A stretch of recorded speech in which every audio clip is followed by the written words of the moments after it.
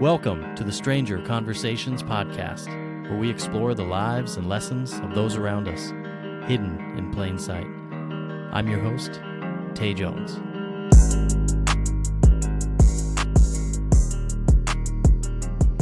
Hello and welcome. Today's guest is Dirk Graham, a 20-year law enforcement veteran, currently working in the Pacific Northwest as a detective with the large sheriff's office. Besides being a raving Seahawks fan, a curator of hilarious memes, and Monster energy drink connoisseur, he's a man whose profession, through a critical incident early in his career, has brought him down a journey of mental health, enlightenment, and personal healing. So, Dirk Graham, welcome to the Stranger Conversations podcast, man. Thank you. Yeah, I'm happy to be here. It's nice to actually meet you like face to face, and working in the same area for a while. We may have met each other. I don't know, but it's nice to be here. So.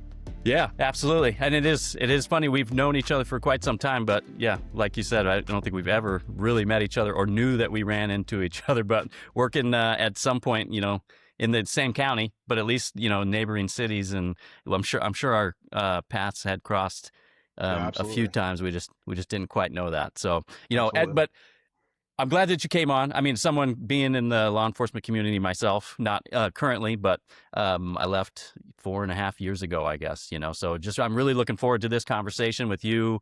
And I know it's going to be a great one. But before we dive too deep into your story, we'll try to keep it a little bit light and get to know you a little bit. So, obviously you're up in the Pacific Northwest. Is that where you're from, or did you grow up somewhere else? I grew up in Spokane, Washington. So still in the Pacific Northwest, but Eastern Washington.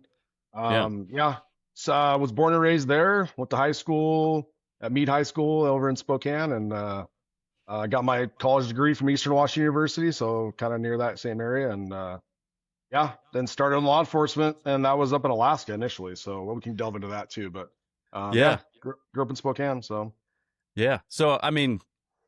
Alaska, I don't know, and that was the other connection. I actually kind of forgot that we had that, because that's where I'm from. I'm from Juneau, Alaska, and I think that's where you work. Oh, right? Yeah, that's right. Yeah. Well, that's where I was a cop. I was a cop in Juneau, Alaska, which is crazy. Yeah. So I mean, what took you? Did you go up there specifically to be an officer, or did you go up there for something else and just fell into law enforcement?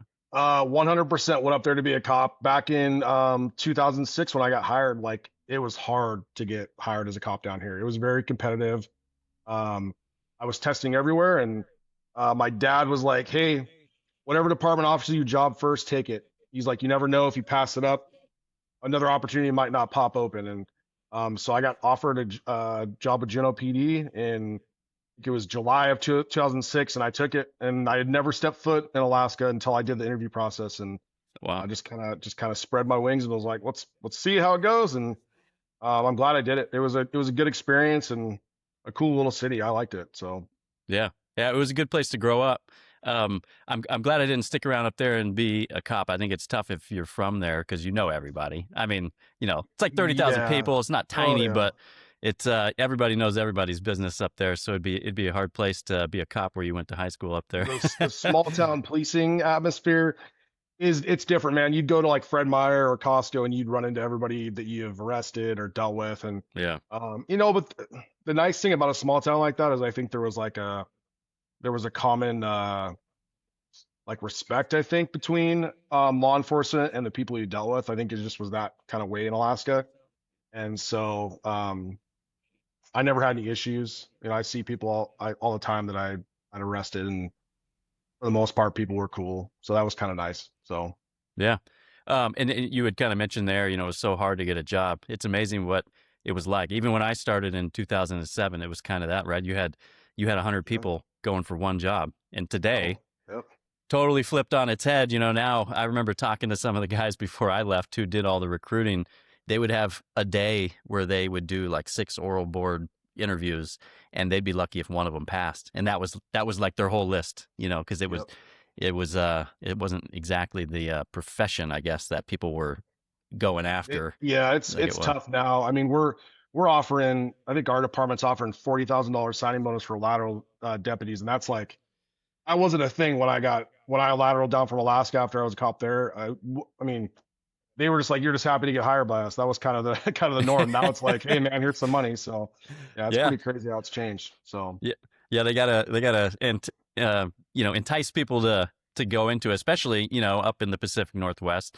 In a lot of the reasons that I left, I know there's a lot of struggles up there with I heard once, I think in 2000, between 2020 and 21, that Seattle PD had lost 600 officers, and that they were currently at that time sitting at the same amount of police officers that they had in the 1950s. It was like 700, I think, ish, and they're slotted for like 1,400 cops. 100%. And I saw it, I've seen it firsthand working down in the Seattle area, as a transit deputy.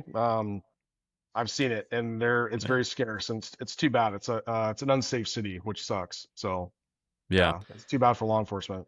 Yeah, the last time I was there for some work, and we stayed right downtown, and man, it's a different place than it was 5-10 years ago. Absolutely. It's changed. Yeah, big time. Yep. Yeah. And just law enforcement everywhere has changed, but I think up in the Pacific Northwest, in the Seattle, Portland area, a lot of places in California, I mean, it's just a different vibe, and, but you still got to get the job done. Absolutely. I'm still rocking and rolling, so I'm there, Yeah. We gotta do a weekend with what we got, and still charging. So Yep. Watch each other's backs. So when you were a couple years up in Juneau, 2 years, is that what you said? yeah, so just shy of 2 years. I did about a year and a half up there, and great experience. Good department, close knit. I liked working with all those guys and girls up there. But being from Washington State, I knew I wanted to move back eventually, and kind of what landed me down in the Seattle area was I ended up getting hired by Bellevue PD as a lateral in 2008, and that was kind of the place I wanted to go at the time. So Yeah. and back in 2008, that was a great department to go to in my Absolutely. eyes. So Yeah, yeah, they're really growing, and they have a lot of absolutely. resources there. Yeah, so when you were up in Alaska, that was always kind of the plan, I guess, not to stay up there long term, but to come back Yeah, down it to was it was it was a Washington. short term. I mean, I went to the last State Trooper Academy up there, which I mean is a top tier academy and tough, and it's paramilitary living on an island in Sitka, Alaska, just a Hmm. different world. But I liked the policing up there. I just knew that I wanted to get back to at least my home state, and I was born and raised in Washington State, and I thought about going back to Spokane at the time, but I think Bellevue was absolutely the best option for me, and it was a good department and a good fit, and so that's why I decided to go there. So, Yeah. I mean, yeah. what made you want to go into law enforcement in the first place? you know, Funny enough, I grew up in Spokane, and one of my dad's really good friends, he was a Spokane police officer, and Hmm. I got to know him as a young kid, and he actually rose up to the ranks as an assistant chief. And I mean, he took me out. He took me and my dad on a ride along when I was probably like 10 years old. Like, I don't even know if that's legit or if it's okay, but like Especially in Spokane. we're in downtown Spokane cruising around, catching bad guys and stuff like that. And I was like, this is pretty awesome. And I think that just stuck with me because initially I went to college, not really knowing what I wanted to do. I Hmm. didn't know if I wanted to be a cop. And just kind of as time went by, I was like, you know what, that's something that would be, I think, a good fit for me. I always wanted to give back to the community, I think, and just kind of like protect people. And that was kind of, I think, the main goal for me. And I think seeing my dad's friend, kind of put that fire in my butt a little bit. And I was like, what, I could do this. I could be a cop and do a good job and be fair and have discretion and help people. So I was kind of just was like, I put my mind to it, and I decided let's do it. And I started testing, and luckily I got hired. So that was kind of where it went. So Yeah. Yeah, that was funny taking a ride along when you're 10 years old in Spokane. They put you to work, here. hold this heroin for a minute. man, it was crazy. Like I remember being in a back alley, and like this, my dad's friend was like arresting some guys, I think for dope or something down this. I'm young, right? And I'm just like, this is awesome. I've seen the Yeah. lights and stuff, and it was kind of cool. And yeah, I mean, like I said at the time, I don't know if I was even supposed to be on a ride along, but it was a cool experience, and it stuck with me. So yeah, and it's been yeah, almost 20 years of doing this, and Yeah. it's definitely been a ride. So Yep. What did you go to school for? so criminal justice was kind of what I Yeah. ended up doing at Eastern Washington University.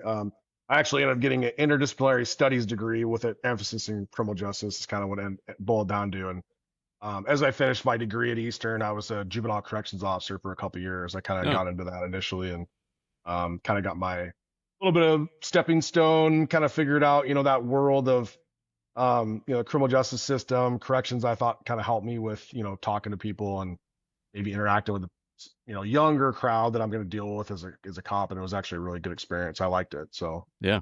Yeah, um, actually I worked at the Johnson Youth Center there in Juneau for a oh, you short did? amount. Yeah, short Okay. amount of Yeah, time.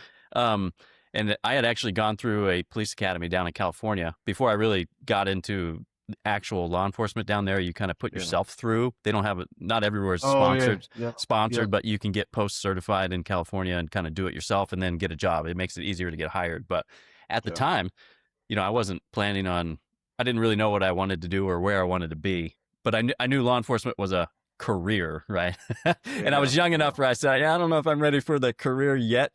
So I went and lived my life a little bit. And then I got into law enforcement a little bit later. I think I was like 28, 29 by the time I I mean, actually, that's nothing wrong with that. I was yeah. 23, and there's times where I'm like, man, I might be too young for this career. Like this, getting tossed in that at a young age is like, it's crazy. Like you're just kind of old enough to be responsible and be an adult, but now you're sitting here making life and death situations, decisions and stuff in crazy scenarios as a 23-year-old is to me is pretty crazy. I'm not saying people can't do it, but you're Yeah. young, so Yeah, I think one of the things too coming in for me, I think it was like we're saying an advantage because I had a lot of life before me, before yeah, life law enforcement, and I think that helps deal with people and situations a little bit better. I mean, I did notice maybe some of the people that came in straight out of college, like 21, 22, they're there for a few years and they've got more law enforcement than they have life. And I feel yep. like it can kind of skew the way that they see the world a little bit. I don't know. Did you struggle with that at all? Or maybe still? I mean, do you still, Um, do you have an ability to empathize with people or is it just so you kind of like a hard ass cop? no, I mean, I think I've gone through waves. I think certain scenarios or incidents that throughout my career made me jaded towards people and certain situations. I think I've worked on myself through the years on kind of coming back to a place where I can emphasize Mm, with different people. Yeah, I mean it's tough because you see so much crap on a yeah. daily basis that you're just like at some point you just kind of get fed up with it and you're like, dude, another call, another DV call, oh, I'm dealing with this guy again. Like you just get to a point where like you kind of stop giving a crap as far as being empathetic towards people, which can suck.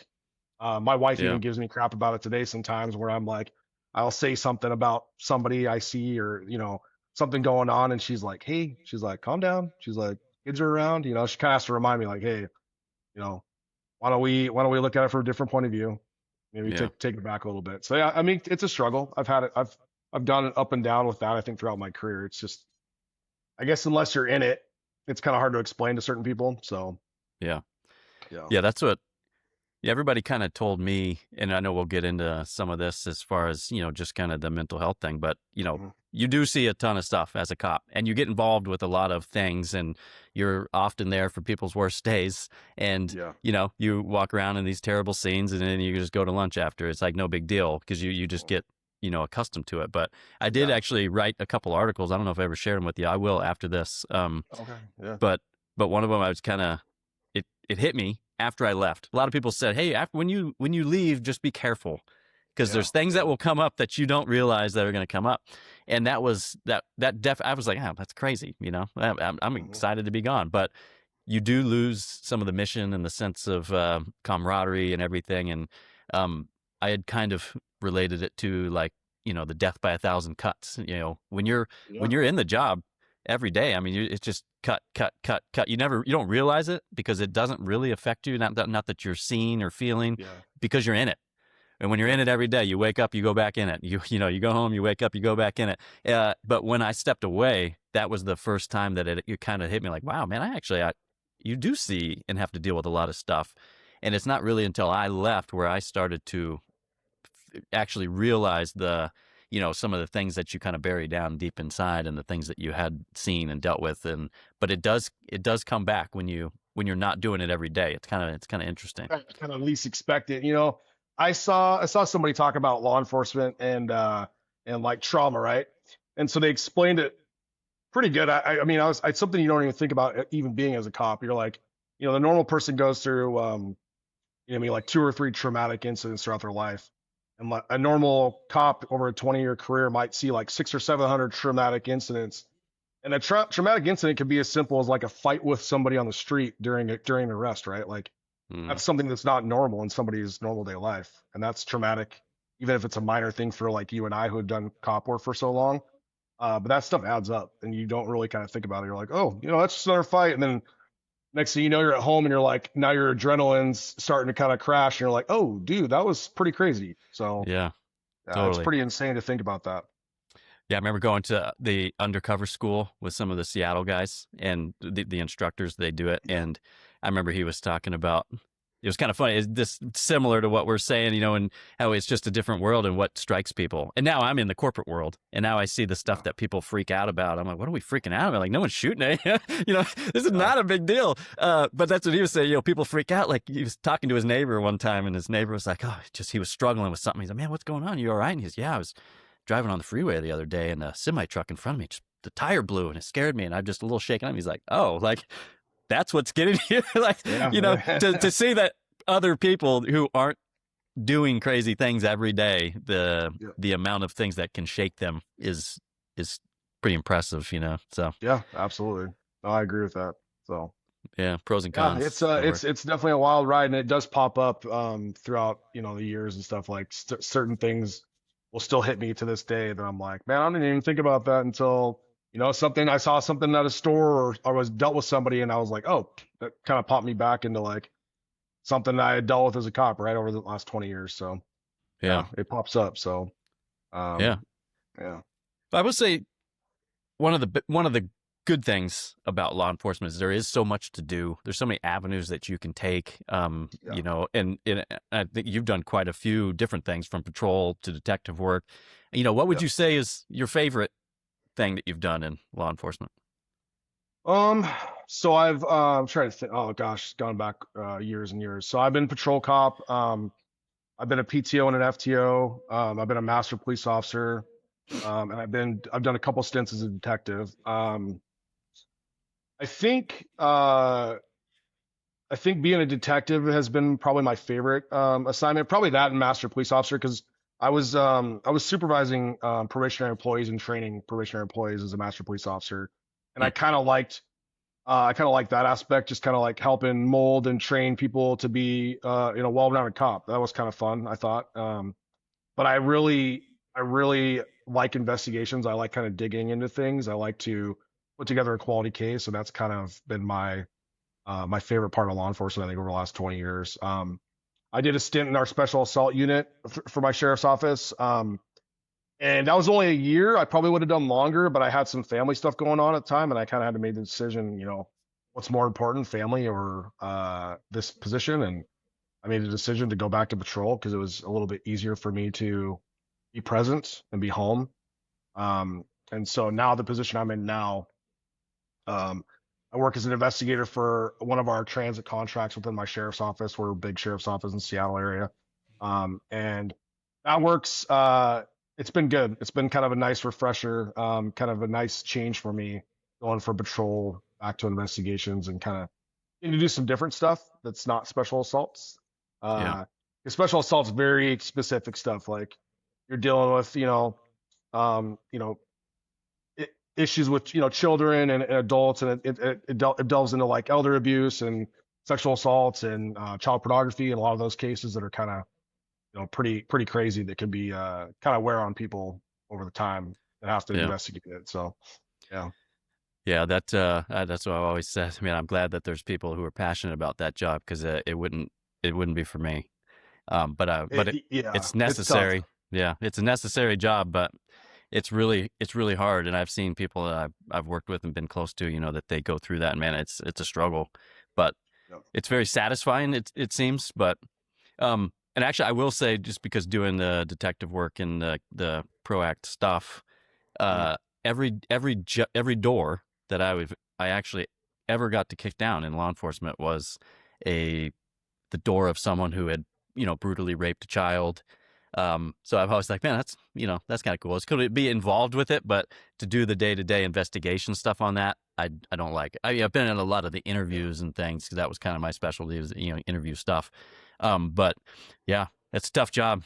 Even for a year doing it, I could imagine that would have been really Oh yeah, difficult. I mean, I tell everybody, I'm like, there's cases that'll probably stick with me forever, that I'm never going to forget, even doing a year of that. And so, um, but I guess the plus side of those investigations are, and they are important. And when you can put somebody in prison for a long time for stuff they've done to children, especially, that kind Yeah. of makes it worth it as far as that job. And that's kind of when it boils down to it. I had a case that went to trial years later after I left SAU, and the guy ended up getting right around 18 years in prison for it. And I was like, that kind of made it go, okay, like that was tough work, but to me that was worth it. Doing that investigation, doing it right, and making sure that guy is sitting in a prison cell because that's where he needs to be. So yeah, Yeah. that makes it definitely worthwhile making doing those investigations. So Yeah. It's righteous work, I will say. absolutely, And absolutely. 18 years, I mean, for anybody listening, 18 years in Washington, that you got to really do.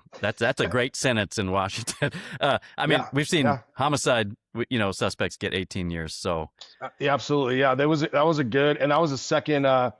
That's what was frustrating is that specific case I was talking about. We had to try that twice. hmm, We had one juror that was like, nah, nope, wasn't going along with it being guilty, and it had to be retried again. And then, luckily it was a guilty plea or guilty verdict, and so that made it kind of even more like, all right, yeah. yep, I'm happy with that. So yeah. Yeah. One of the guys I worked with, he was a lateral from, I don't know if it was Indianapolis or just one of the cities right outside, but a rough place nonetheless. And he was worked with us for like a year, and then he had to fly back to go to a trial. One of his robbery cases that he was, worked on, I think as a patrol guy, uh, goes back, does the robbery trial. The guy got guilty verdict and had gotten sentenced and everything. Comes back, and I said, "Oh man, what's that like?" And when somebody does a robbery up there, what kind of prison sentences are we talking about? The guy got 45 years. I was like, Oh geez. 45 years? Like, man, that is crazy. Because I'm just so used to the Washington stuff where people Yeah. they don't do the time that you would think. And this guy had just robbed a couple places and got 45 years in prison. So it was pretty impressive. Like, man, you can really, Definitely different criminal justice system in Washington State, obviously, and I won't yeah, delve too much into that because it is what it is. But yeah. yeah, that's crazy. That's good for Indianapolis, wherever he was from. So that's kind of how it should be. So hold people accountable, and then you won't have the crimes that are happening, in certain areas of the country. So yeah. Yeah. Yeah. Man, so you've worked at 3 different agencies. Yep. And one of the big reasons I was having you on the show is to kind of talk about the critical incident that you had kind of early in your Mhm. career. And then some of the struggles that kind of lead Yeah. from Yeah. that, and talk about that. So, where were you working when you were involved in your shooting? So I worked for Bellevue Police Department. So I've been there for, gosh, almost like exactly 3 years. So I've been working as a cop for about 4.5 years total. And yeah, it was January of 2011, and pretty crazy busy night kind of going in Bellevue. Like you worked pretty close to us. Bellevue Hmm. was steady, but like there was times where I kind of look back even now, working where I'm at now, and I thought Bellevue wasn't that busy at times, and I'm kind of looking and I'm like, it is pretty steady. Like we might not have got the violent crimes that some of the other cities around the King County area do get, but as far as like calls for service, we were pretty steady. Yeah. So I mean, you want me to talk about, break it down for you as far as like what took place and Yeah, whatever um, you're comfortable sharing, just so we have an idea of what took place and how you've come to the other side of that. yeah, yeah, absolutely. So we so I was I was working graveyards because I worked graveyards my whole entire time at Bellevue, and it was a busy night. We had just arrested 2 people for possession of stolen vehicle and had a canine track.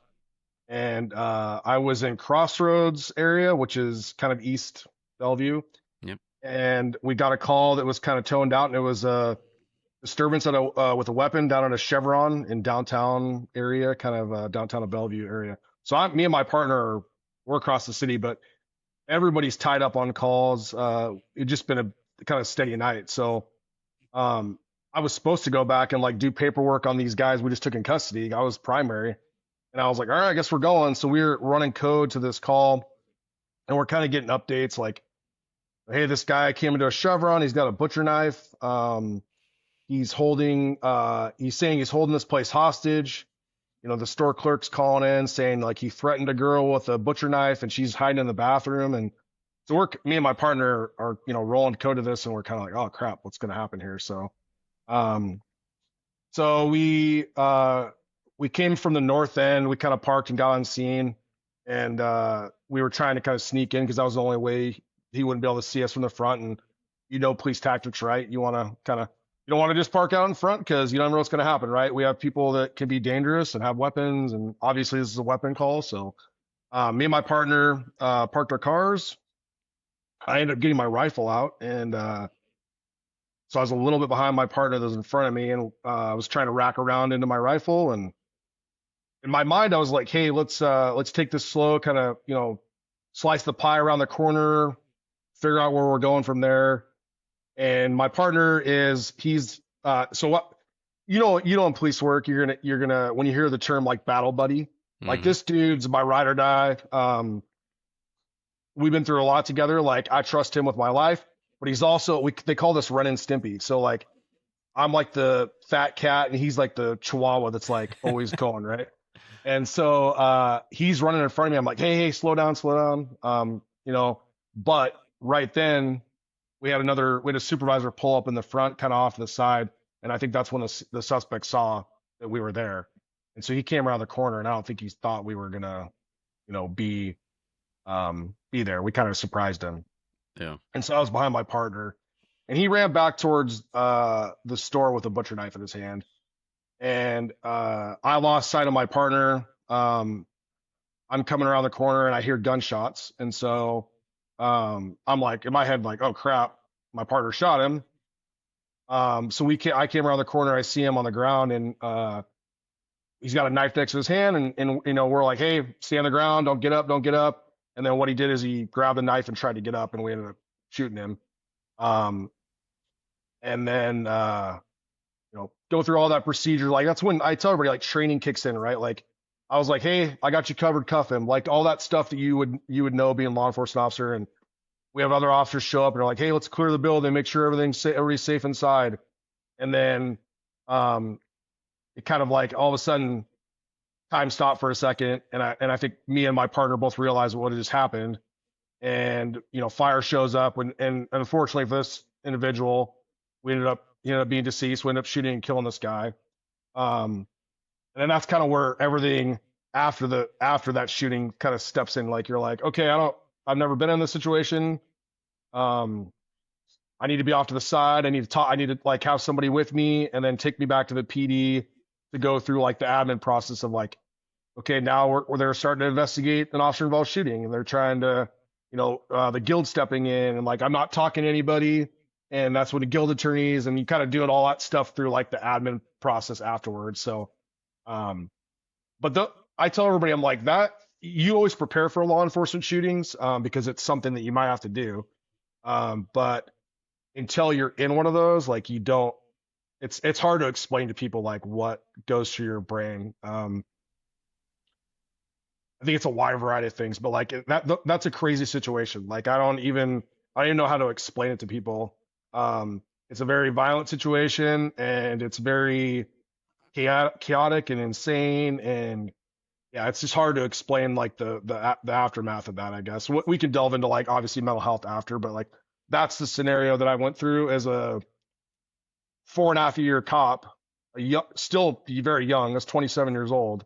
Mm. Pretty crazy situation to go through, especially for an area like Bellevue. We probably average like maybe one officer involved shooting every couple of years, maybe every Yeah. 3 years. I mean, it was not very often. So, um, yeah, that's the critical incident that it took place at Bellevue PD, and it was pretty early on, and yeah, pretty crazy. So, Yeah, and you're 27 years old. We were kind of talking about that, making split-second decisions when people, they're young.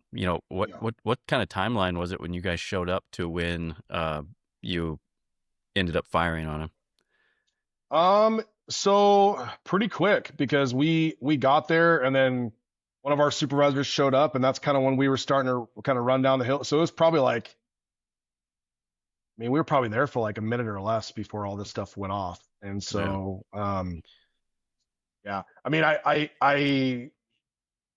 won't delve into like the person that we shot. Obviously, I'm not going to talk about who he was, but it is somebody that was known to us in Bellevue that we had dealt with before. And we didn't really know that until after the fact. But yeah, it was somebody that I had dealt with before in Bellevue. So, Yeah. and in a city like that, just like in Redmond, you're going to run into people a lot, and he just happened to be somebody that we had dealt with before. So, Yeah. yeah, Yeah. That's, I think it's important for people to realize, like you said, you were on the other side of the city. And I actually, I think I remember when this occurred. Um, yeah. um, but you're responding longer it took for you to show up and Oh, actually get 100%, it, get 100%. into this situation. So you're hearing everything on the radio, trying to get some sort of plan together. You get out, with your partner, and things happen fast. And I think that's It important did. for people to know, not just for the way that law enforcement is, it's these split second decisions, but it also, I think that's part of the stress on you. You get out and you have to make a decision, Yep. good, bad, or ugly. It is what it is. And in this case, like you said that, this was, a justified police shooting. And it Yep. sounds like it exactly like what you're saying. But, Yep. um, you get swept up. You said you're taking, okay, the training took over. Yep. At what point did you kind of say, okay, now, like, did you actually start to think about what happened? Like, I know, you're doing aid and all that stuff. And then at what point did you go, whoa, this So I, just I occurred? I think after he was detained in handcuffs and I started to like look down on the ground and I realized there were shell casings all over the place and I just was kind of like, oh, this is what just happened. Like that's when it kicked in and I was like, oh, we just got a shooting. Like this is real, right? Because it happened so quick and they talk about um you talk about being like tunnel vision and then like what's like audio like having like not really hearing the gunshots, right? Yeah. I can't remember the word for it, but Auditory uh, exclusion, I there think. you go, right Yeah. there. So I had both those happen. So I would tell you to this day that there were not two cars parked on the left side of where my shooting happened, and I've looked at crime scene photos and there are two cars parked there because my vision in that high stress situation was focused on the person.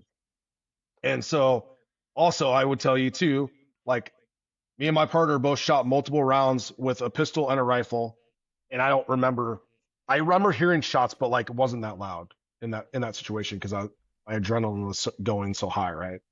Yeah. Um, so it happens. Like a lot of people they'll tell you that are high stress situations like that, that you get tunnel vision or you don't hear the shooting like you should. And um, yeah, I'll tell people today this I know I saw the pictures. I know there was two cars there, but in my mind, that's not what was there. And it's pretty crazy to go through that. Yeah. So, It is amazing, what the body does to kind of that fight or yeah, flight and just to protect itself too. Um, absolutely. and like you said, you get swept up after a shooting, you're taking in, you're talking to the union, the guild, Yep. obviously admin, everybody wants to know what's happening. This is Hmm. potentially, um, they got to make sure that everything's cleared. And, then you start to think about, civil process, all this, like, Yep. oh, what's going to happen? So I want you to talk a little bit about that too, with just what sort of is the legal process after that? I mean, up into how long did it take to clear you from the shooting, just to have an Yeah, idea what you go through? absolutely. So, initially you meet with a guild attorney and I did a statement through them. So I told them exactly what I did. Um, and then, that goes to detectives that investigate it. And I had to do a little bit of follow up questions on certain things through them. But in King County, and being in King County, there's a King County code or ordinance that the King County executive had written up years ago. And so any inline duty of death it's basically like mandatory. There's going to be an inquest. And so, because this person ended up being deceased, we ended up doing an inquest it's about 6 months later, which is pretty crazy because now I think they're backlogged like 5 years because of COVID and some of the other things that have happened. So 6 months later, all an inquest is, it's the fact finding It's basically a fact-finding case in a court. So you got a judge, you have 6 jurors, and they present this incident that took place. It was a 3-day inquest, and basically these jurors have to answer yes, no, or I don't know, basically to all these questions. And a lot of them are simple, like, hey, did Officer Graham show up to this scene on this time? Yes. Oh, did Officer Graham discharge his firearm in this scene? Yes or no? Like, so there's all those kind of questions. Um, that in itself was, I tell everybody, I'm like, that was a tough situation because uh you already went through this crazy scene, shooting, right? But then 6 months later you have to relive it and you got to talk about it in court. So as far as coming from an officer's perspective, that can be pretty tough, like especially if me or my partner hadn't really dealt with it yet, and so that could come out on the scene or in court is basically like you could get emotional and that stuff hits you at certain times, right? And so um, that was pretty crazy on to do that, but I do have to say um, our inquest went well, and the fact that the person's family member, his father, was very supportive of me and my partner, and he talked about my son put himself in that situation. I wouldn't want you guys to do anything differently. He's like, you guys did exactly what you're supposed to do as far as training, and shook our hands. And to me, Wow. that was huge because I think that he had the like emotional intelligence to kind of read the situation and understand like kind of what took place, and that takes a lot for him to be able to like basically shake our hands and say, hey, you guys didn't do anything wrong. And that made it really, I think not as tough to do, to like as tough a situation. I think it could have been worse, obviously, if the family wasn't as supportive as that. That can be Yeah. tough. So, but I think we didn't get cleared. I think it was a total of 11 months when I got a prosecutor um, letter saying, hey, the shooting was justified. And that's pretty common. Like it takes some time. But yeah, so it was about, yeah, about almost a year. So 11 months. So Yeah. we were only on ab and leave for, and you know how it is. It's like 3 days basically. I think I took Yeah. 6 days off total and I was back to work. So yeah. Um, Yeah. 11 months though, that's pretty good because, like you said, that's I don't think that's the case today. It drags on for years and years and years. Yeah. Yeah. Yeah. 100%. Yeah. I mean, maybe that is just the backlog stuff, but Yeah. 11 months. I mean, that's no short amount of time either No. to have to deal with that and wonder, Yeah. did I do the right thing? Yeah. What are the repercussions of this? How's it going to affect everything? Because I know a lot of people when people switch departments too. I mean, you've been at 3 departments. Mhm. Sometimes they get, especially now today, if it takes 4 years, you get into a shooting and you're untouchable. You're basically stuck. No one's gonna hire you in the middle of a Correct. situation like that. So even if you're in the process, it's basically everything goes on hold until this is officially cleared up. So Yeah, which sucks. And luckily mine was cleared, and I ended up lateraling. Got 3 years after that. I went to the department I'm with now, and so and honestly, that was the best move I could have made for myself. That was a good. I went to a department that was a lot bigger, a lot more opportunity yeah, throughout the department to do different things, and um, I was very glad I made that decision. I wasn't Bellevue. Bellevue was a good department, and I liked the people I worked with, and but I was ready maybe for a little bit of different leadership from above and it's kind of more opportunity. And um, I don't know, maybe deep down that was like I was leaving that kind of behind a little bit too, moving to a hmm different department. Um, because ultimately me and my partner, we both left and went to the same department. So oh, okay, we both lateral to a different department. So, in the same one. So, yeah. yeah, I could see that. Just getting out of the situation instead of driving by the same place every day. Yep.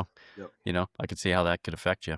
Yeah. Um, 100%. going through an incident like you were involved in. I mean, has that changed your opinion of the job at all? Um, yeah, I mean, it probably has. The thing is, my wife would tell you to this day, something changes in you when you go through an incident like that. I am probably not the same person that I was before I met my wife. Um, uh, I don't know, man. There's, I, so I will obviously we'll talk about mental health, but like I see a therapist every 2 weeks, and I've talked to my therapist multiple times about if I could go back 20 years, maybe I would have done something different based Yeah. on the mental health aspect of it. Yeah, it's a good question. I think I changed definitely after that day, but I don't know. So can you answer, or can you ask it again? I kind of lost track as far as what Yeah. that. Yeah. I'm just curious, going through something like that, if it's just changed any of your opinion of the job. And maybe it's an unknown, of Yeah, that's would a I good do it question. again? But That's a good question. Like I know deep down, like that situation, there's nothing that probably could have changed what the outcome was. Yeah, I think it makes it a little bit more real when you're like, you hear about the shootings that could take place, um, but when you're in the middle of it, it changes. And I know there's a statistic I saw recently, it was a while ago, and it talked about people that are in officer-involved shootings in law enforcement. And there is a very high percentage of people that leave law enforcement after the next 5 years, they're out and they're no longer in law enforcement. And I can kind of see why. Um, it's a tough one to deal with. And I've obviously been, we're in what 15 years later now, and so I've had these ups and downs with mental health and stuff that I didn't even really think was affecting me. That was a really big problem. yeah, were you married at the time? So I was engaged. So I had just gotten engaged, and I think I got married about a month and a half after that. So, Wow.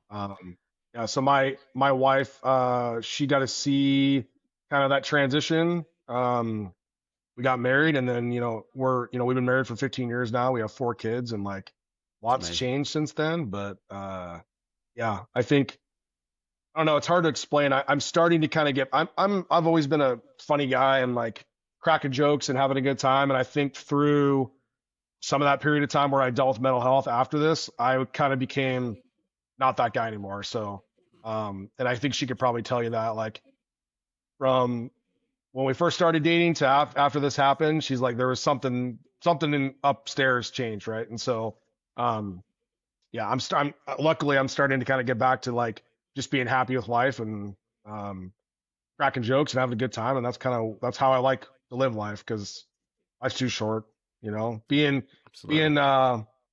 being stuck in a mental health crisis or cycle or depression it sucks. It's not fun. So Yeah. I mean, obviously you guys got married and you've been married for, what'd you say, 15 years? 15 Um, years, yeah, yeah, has it been a pretty big hit on the relationship to kind of, it's nice to have, sounds like a very supportive wife. So I'm assuming yeah, you guys are going through this together. I'm assuming it affected your family as much as it yeah, affected yeah, you, I guess is what I'm saying. absolutely. I think so. My oldest kid was gosh, 6, I think, when it happened. So I came into the relationship. My wife already had a son, and so I became stepdad. And so Hmm. he didn't really know what took place, right? He's young, and all my other kids are 14, 12, and 10 now. So they either weren't born yet or Yeah. so they don't really know the scenario of what took place. I think they kind of know dad was in a incident early on. Um, but yeah, I mean, my wife and I have both had mental health issues throughout the years. Hers are separate than mine. She deals with PTSD from a scenario that happened to her, years before I started dating her, and my PTSD that I eventually came to find out I was dealing with. And I say that because for years I think I ignored the signs. Um, I kind of went through life just kind of saying, "Oh, this is how life is. This is how life is supposed to be," and didn't really realize that I was kind of dealing with kind of a ball of just crap going inside that I wasn't kind of willing to admit that things were not well. So yeah, Yeah, I think that's pretty common amongst yeah, cops, right? It's, absolutely, bury it down, yeah, compartmentalize everything, you know. yeah. Because when I look back on things, like I probably so this happened in 2011. I probably started showing signs of PTSD probably in 2012 or Yeah. even late 2011. Um, I look back to even I had a scenario where I was having some like vision issues, was having some kind of like like the scrambled TV stuff that you see, like the scrambled black and white TV that you see back Yeah. in the days. You're about the same age as me, probably, right? So, I was having kind of that going on, and we thought maybe it was, like a torn retina or something like that. And we Hmm. got my eyes checked, and it was nothing. And I kind of just chalked it up to like, well, I don't know what it is. And then years later, when I actually talked to a neurologist, they found out that I had this thing called snow vision syndrome, and it's a Hmm. neurological issue. It's not terminal or bad. I mean, it's not good or bad. It's just more of annoying, and it comes from people that have PTSD basically. Interesting. Um, and so there's no. They've told me there's I could take medication that I don't take and or supplements and try to make it change. And I'm just like kind of like this is what I'm living with at this point. But um, that's kind Wow. of a side note. But yeah, so probably 2012 is when I started kind of having signs of PTSD. Yeah. So And it sounds like family's really important to you. I'm assuming that, yeah, in this journey that you've had, that's been a big part of getting better. yeah, I think so. I'll delve into over the years. I think for dealing with PTSD when I was, early on, I was using alcohol and food as a coping mechanism. Those are kind of my big things. I tell everybody, I'm like, there's different kinds of people that are, dependent on alcohol, right? So there's the guy that has to drink alcohol every day just to cope and deal with life, right? Or there's the ones that when they do, they might hit it pretty hard. And that's kind of what I ended up being. I would use alcohol to kind of deal with stuff. I would eat to deal with coping. And so I was dealing with depression and anxiety and PTSD. And so it's hard to explain, but like my body at times, I think back and I was like, I always felt like my chest was tight and my heart was gonna like blow out of my chest. Hmm. And so this is stuff that I just like thought was normal. And I'd go to the doctor and I'd be like, I think something's wrong with me. And they're like, yeah, it looks like you're stressed out and you're having some anxiety issues. Like I always thought there was like something more to it, right? I'm like, this has got to Yeah. be something else.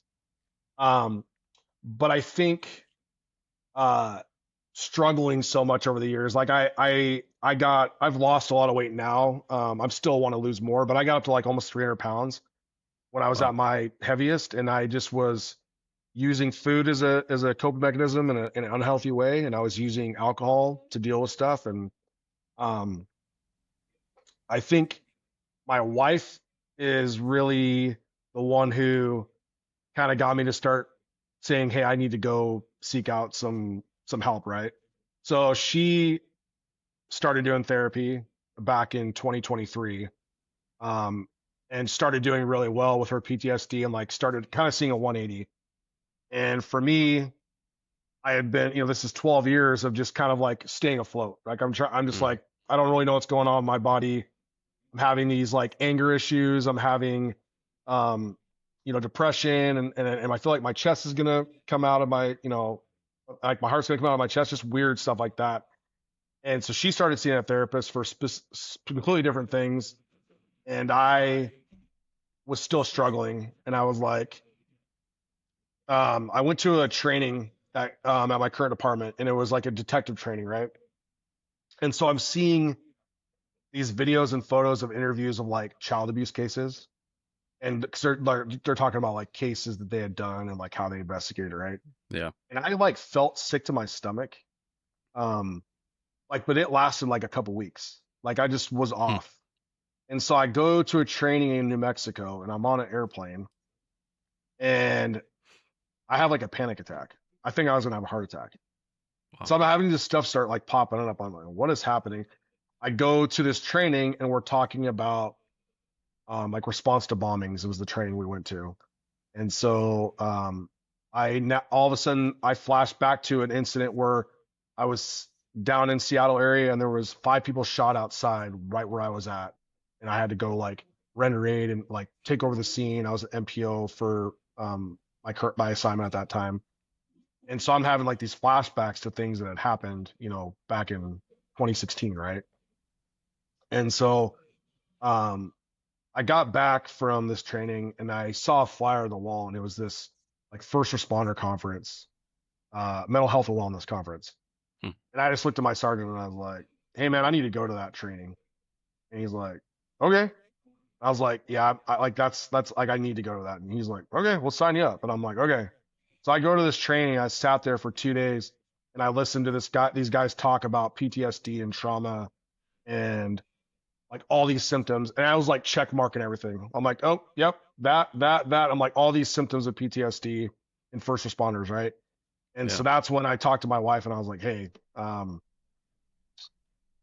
know you're doing therapy and you're doing well. Like I'm not doing well.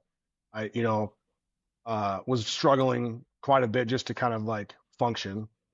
And I was like, can you talk to your therapist and see if there's a possibility for me to go to see somebody? And so like 2 days later, I get this therapist and then like we start um delving into me, right? And what's been going on for the last 12 years. And that was the first time I got to talk about my shooting and actually like let the emotions out, like actually get a cry, like get a talk. Cause cops talk about all this stuff and you're in cop mode, you're in professional mode.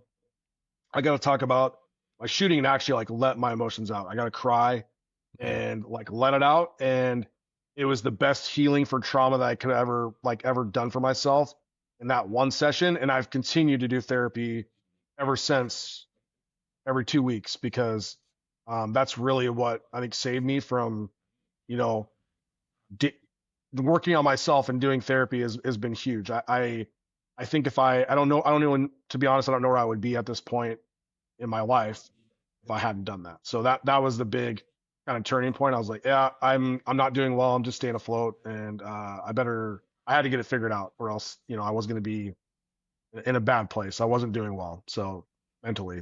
So Yeah. Man, good for you to realize that, that's what you need. As you were yeah, talking, I was kind of curious. I think I've seen you post some stuff before, but I mean, you're yeah, a man of faith, right? yes, yeah, Yeah. So did yep, I always say this, but there's no coincidences. What happened to you, it's, we never know what's going to happen or why things happen, but you yeah, know, you happen to go to another department and you end up in New Mexico and you see a flyer on the wall, and that flyer on the wall started this, kind of this journey of healing. yep. If you wouldn't have seen that flyer on the wall in New Mexico, who knows where you'd be today. Um, Yeah, yeah, it's weird too, because like I so this conference, I still go to these conferences. I'll this I think I'm going to my third one coming up in October. Um I am a big supporter of mental health and wellness now that I've been kind of dealing with it throughout the years. I've also been very transparent with people because, as you know, there's a big stigma with mental health and first responders. I think a lot of people feel like they can't reach out for help without being judged or without the department maybe taking a stance against you a little bit. yeah, Um, I've been really big on my struggles with my other coworkers, and I'm kind of at the point where I'm like, I wanna be as transparent as I can be, so that if I can maybe help one person, two people, right, to go, you know what, dude, I need to go get help. I need to go talk to somebody. Then in my eyes, it's worth it, and that's kind of why I've taken that stance. For a long time, I didn't post on social media about my mental health because I think I was scared to. I think it was one of those like I was just kind of holding it tight. But I just realized like if I'm not showing my kind of journey and I'm not showing what I've dealt with or what I've overcome, that I think it was time for me to do that so I can maybe help other people. And I've already had like multiple people reach out to me, like old coworkers even be like, hey, I saw that you posted something about mental health. Like, I've been really struggling to find a good therapist. Like, do you have names of anybody that I could go to and see? And like, for me, that's worth it. Like, yeah, if I could help one person, because I've had friends in the past, not in law enforcement, but I've had friends kill themselves and die from suicide. And so I kind of take a big, for me dealing with mental health myself, like that's huge for me to like, if I can reach out and maybe help somebody from not doing that. Um, that's why I'm transparent. That's why I'm open about my struggles.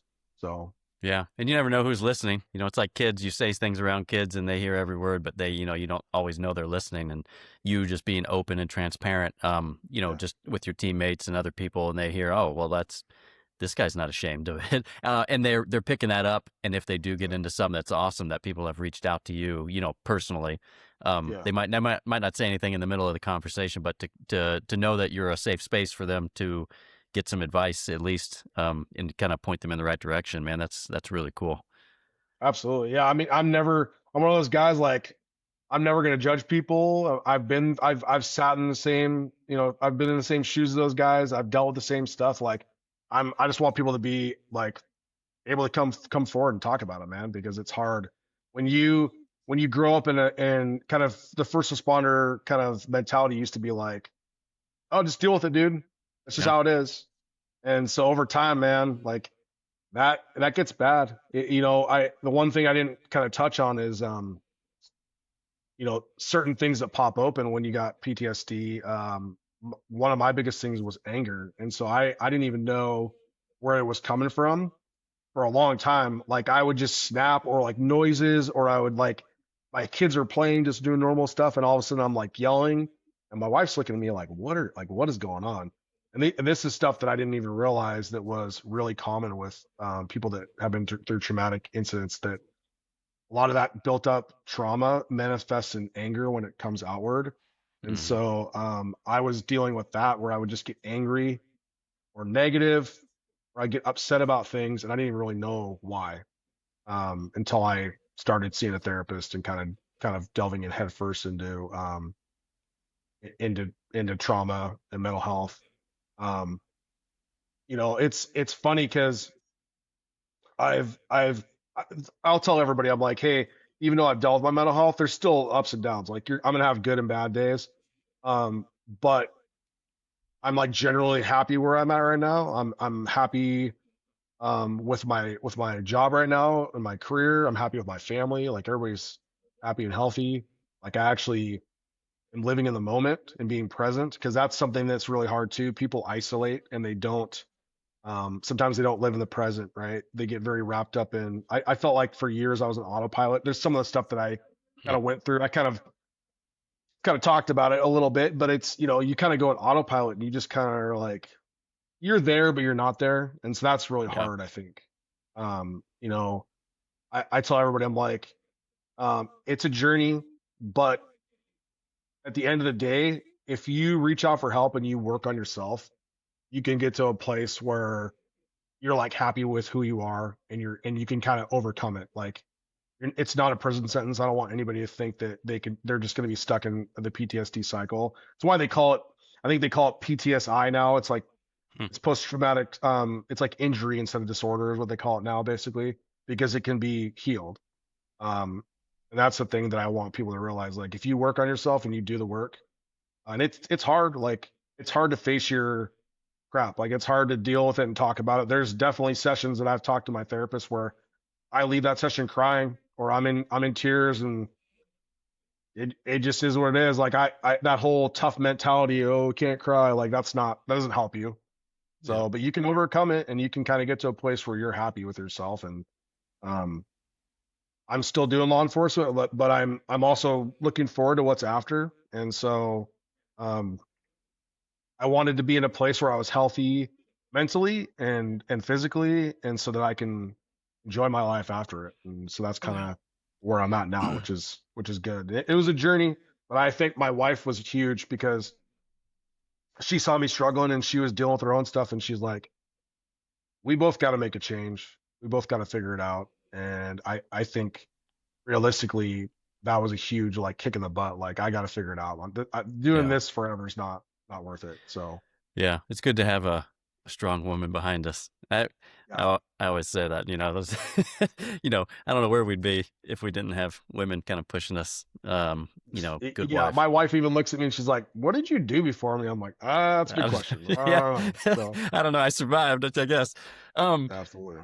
One of the things, like you said, this is a journey.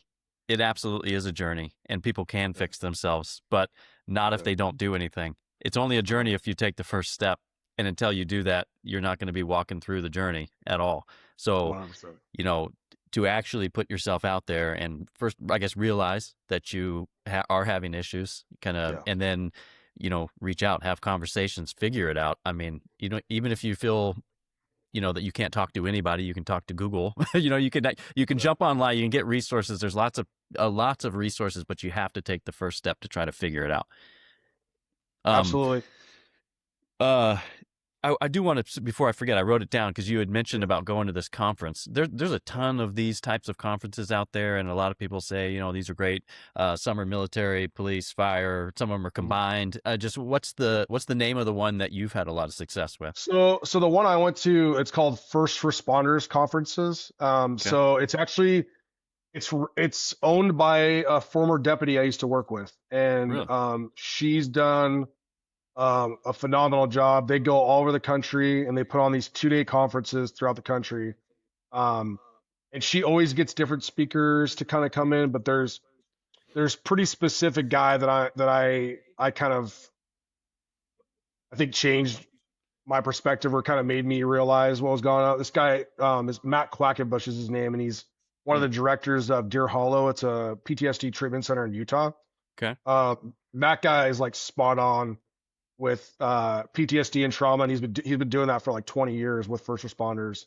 Um, because I tell everybody, I'm like, if I wouldn't have sought out help with therapy, that would have been my next step. Is probably going to an inpatient treatment center.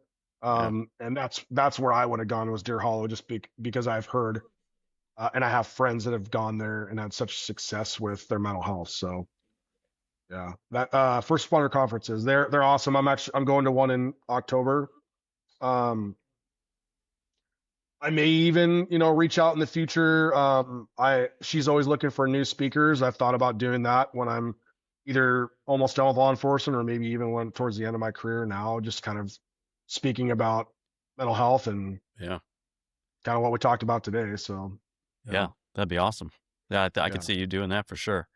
Um, yeah, you know, Obviously mental health is important, but yeah. why is it so important? So, what are some of the biggest changes that you've seen in just your life, your family life, work life, since actually taking that step for your journey? So for work life, gosh, I went through lots of ups and downs when I was dealing with PTSD, and there was a lot of times I thought about leaving the career. Especially back, 2021, 2020, things were kind of pretty crazy in the Seattle area. I actively was looking for other jobs at the time. Um, and when I got help in 2023, that kind of like revamped my outlook on my career. Um, it put me in a place where I was actually enjoying be there again, and I was enjoying being at work and doing my job. And now the position I'm in now, I might even stay till 25-year mark in Washington State now, just because I'm really liking what I'm doing. Because I was at the point where I was like 20 years and I'm done. I'll go do something else, right? But it's really kind of revamped my outlook on that. As far as family, like me and my wife have the best relationship we've ever had.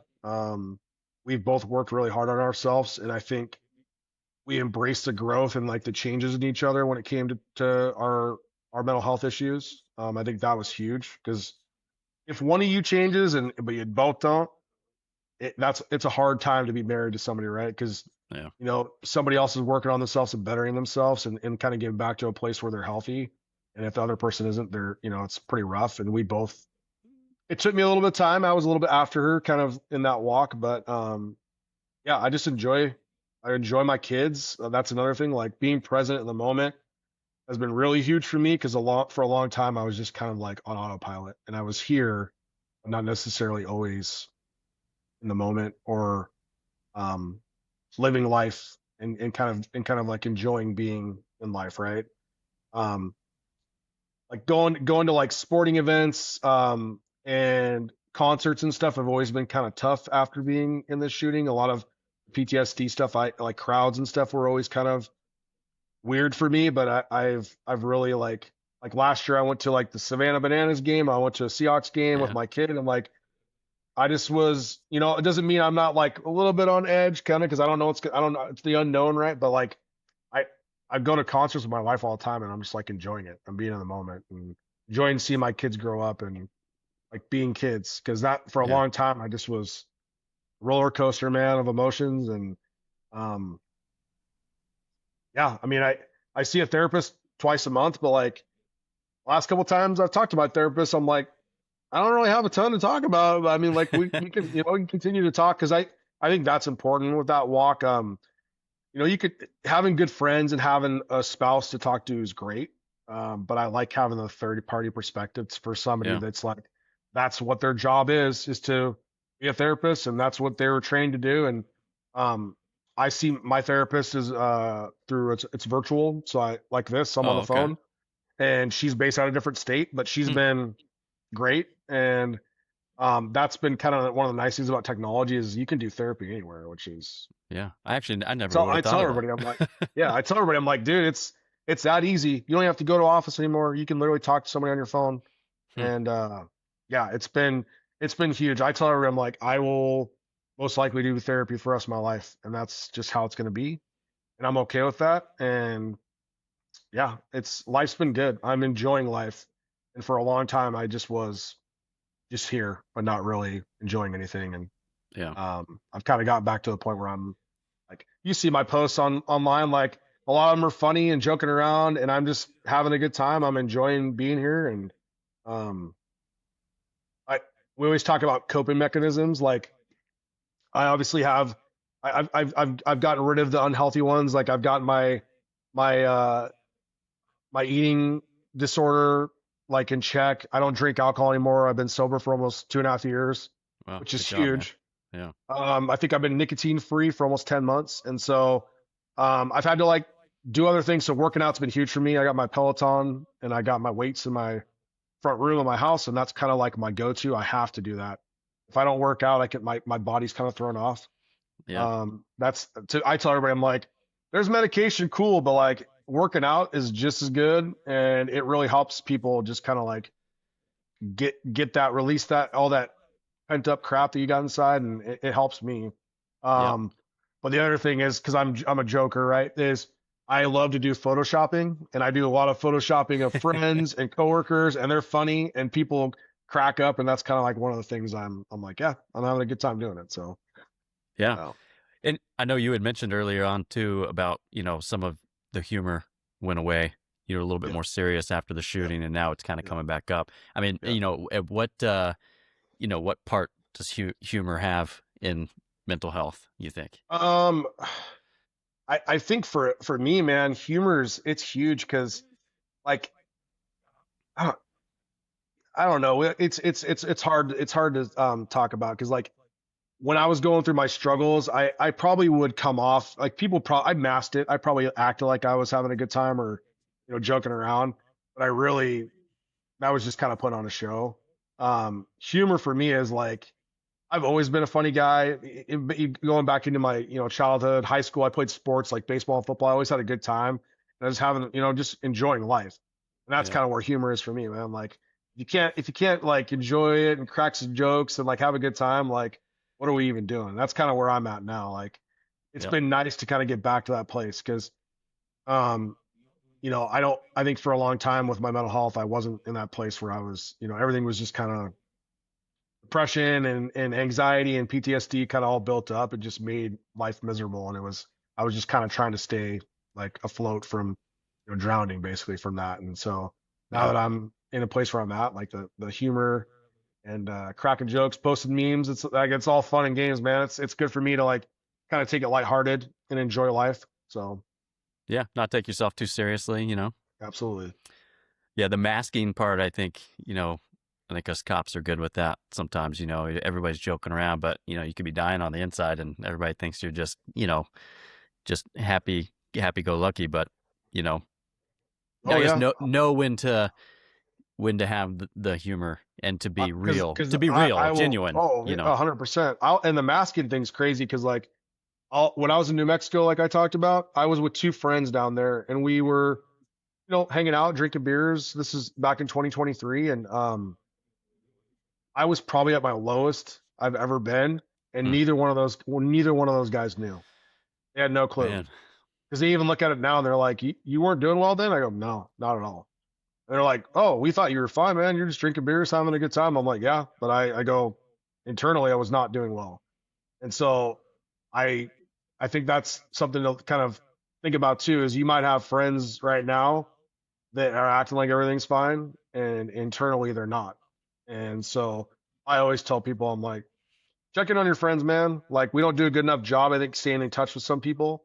I have Yeah. friends all over the place that I'm not awesome sometimes at staying in touch, but I think that's important. Like, they may need that text message, they may need that call. Like, hey, I haven't talked to you in a while. What's up, man? How are things going? I think that's huge because you never know, that phone call or that text might maybe help them. You never know what's going on with them. So, Could save their life, 100%. Yeah, that's what, even just reaching out to someone and just letting them know that you've been thinking about them is sometimes, just all somebody needs. Yeah, That's it's what, huge. yeah, when I left, when I left law enforcement, I thought, oh man, this, because you get to do so much fun things with your best friends. And I thought, man, Yeah, I'm gonna miss all these people. I might miss the job, and I haven't missed the job. But I realized that all the people that I actually cared about, you know, I still talk to them. So it yeah, wasn't like I didn't lose the friends. That was one thing I was concerned about, and so that didn't happen. But every once in a while the phone rings and I see it's so and so, and I'm like, oh man, I got to answer this call, or I can't. And just still stay in touch, but just yeah, say, hey, thinking about you, because all these all these guys that I worked with, except for I think one, are basically still working. So yeah. and they're in it, and then I always think about that because I see the life on the other side of it, and I know Yeah. that there's a great life on the other side of it, and I know that some of them are probably masking it, or they're just holding on for the 20-year mark or something, and they're yeah, I'm sure they're not doing well. So it is good to keep in touch with the buddies and check in on each other for sure. That Um, 20-year mark's huge for people. And I mean, I'm in the same boat. Like, I may or may not have a countdown on my clock or my phone that talks about when I'm, my hit my 20 years in Washington. And but like I said, right now I'm liking what I'm doing, and I may stay longer, but I like seeing you, who has been in law enforcement before, and kind of like show people like, hey, there is stuff outside this career. yep. This isn't the only thing you can do. Because I think a lot of people got to get stuck in that, like, oh, I'm stuck in this career. And if this isn't what you want to do, and you want to get out and do something else, like, I support that. I'm very pro doing something else. But I think we kind of get so stuck in our minds sometimes that we're like, this is the only thing we can do. And that's Yeah. not true. So Yeah, the skills you learn in law enforcement, just from a personality standpoint, talking to people, problem solving, just everything, project management, everything that you could possibly do. I mean, it all relates perfectly to the corporate world. It's just a different environment. It's really all it is. absolutely. One of the things I did want to ask you, because I've never done therapy Okay. myself. I Yeah. know there's a lot of people that don't go to therapy because they haven't had Yeah. something happen to them. Yeah. But I think just life in general, you stack things, issues. Oh yeah. Yeah. With you got into therapy because of you had a critical incident at work. But Yeah. would you say that if that incident never happened to you and you just one day decided to go to therapy, do you think even without the incident it would still be valuable to your life? 100%. And what I tell everybody, I'm like, you have to shop therapists, because and to be honest, early on, years ago, I sought out therapy because I thought that's what I needed to do. Mm-hmm. But I went to therapy and I was not 100% honest with my therapist. I was checking a box and I thought, okay, I saw a therapist, I'm good, right? Yeah. And then when I started to seek out therapists, I had one that initially I had, and I kind of did that, and it turned me off to a therapist in 2023. And then my wife had been kind of having some good experiences with that, and then that's when I started seeing my current therapist. Um, Even if I hadn't been in my critical incident, I mean, like I said, a lot of things throughout my career have kind of messed with my mental health. It's not just that shooting, right? Mm-hmm. Um, a lot of the calls I've been to, some of the cases I investigated, um, we've talked about some of that stuff in therapy more than I've even talked about my shooting sometimes, right? Because it Yeah. just kind of it piles up. I 100% would basically tell people that therapy's worth it. Um, I think for everybody, man. To be honest, I think cops.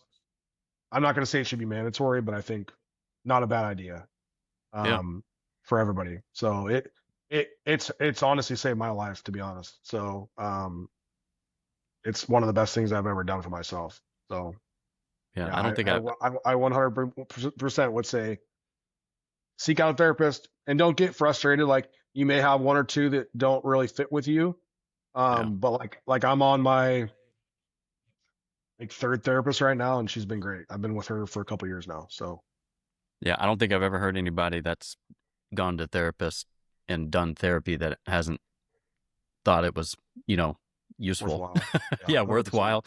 Yeah. Would you say that's kind of the number one thing that's helped you push past the incident and to really get to a point you're at now with therapy? Y- Yeah, I think therapy has been the biggest thing. And like I said, just dealing with more healthy coping mechanisms, I think too. So like Yeah. um for me, working out, listening to music, watching movies, spending time with my family, going to sporting events, concerts, like a lot of that stuff is just kind of what I enjoy doing. I do some breathing techniques too, some of that stuff, but like, Hmm. yeah, I mean, it's changing the unhealthy coping mechanisms to healthy coping mechanisms was huge for me. Yeah. Um, but yeah, therapy's been like the number one staple for me, and I think it will continue to be like that for the rest of my life. So yeah. Yeah. Um, is there one piece of advice that you've gotten maybe through therapy or just through having conversations at some of these conferences? Like, is there any like one thing you can say, man, this, if I could tell anybody today that is in law enforcement or has gone through a shooting, like what's the best Um, piece of advice that you could give somebody to kind of move past an incident? I think for me, I think the one thing is, I think we kind of talked about it earlier, is like don't be afraid to reach out for help. I think that's the big thing, is like people are scared. Because Yeah. it's scary to have to like deal with your internal demons, right? Yeah. Um, but like I said, if you deal with it and you hit it head on and you actually work on yourself, like you can change what's going on inside, and it can come out and be a better outcome for you in the long run. You're going to be happier. It's going to be the best thing you've ever done for yourself. So I think just kind of like, I think my biggest thing, man, is just admitting that maybe you've got some issues and you're willing to face it. I think that's the biggest thing I can tell people. Like, it's hard to admit that sometimes. I think a lot of times we hide from it, and that's what Yeah. I did for a long time. So yeah, Yeah. Well, man, I really appreciate the conversation. And absolutely. the it sounds like LinkedIn is probably the best, like, kind of public facing place that people can kind of connect with you if they have any questions or just follow along with your journey, but also to maybe reach out and for any sort of discussions. Absolutely. LinkedIn. I'm under Dirk Graham. Think I'm the only person that's on there that's a detective or a deputy. I'm always willing to help out if people want to send me a message on there, and if they've got questions. Like I'm 100% passionate about mental health and first responders, or anybody, to be honest. I don't even have to know you. You can reach out to me, and I'll give you the resources I know, and I'm always willing to help out. So that's the best way to get a hold of me. So Awesome, man. Well, it's definitely been a pleasure to really kind of finally meet you face to face, absolutely. albeit virtually. But really after connecting with you so many years ago, it's been awesome to really sit down and have a great conversation with you. So yeah, I just appreciate you being willing to come on and kind of talk through these different things that have happened in your life. Absolutely. It's affected you in obviously a powerful way. And I just appreciate your openness and willingness to kind of come on here and share your story, man.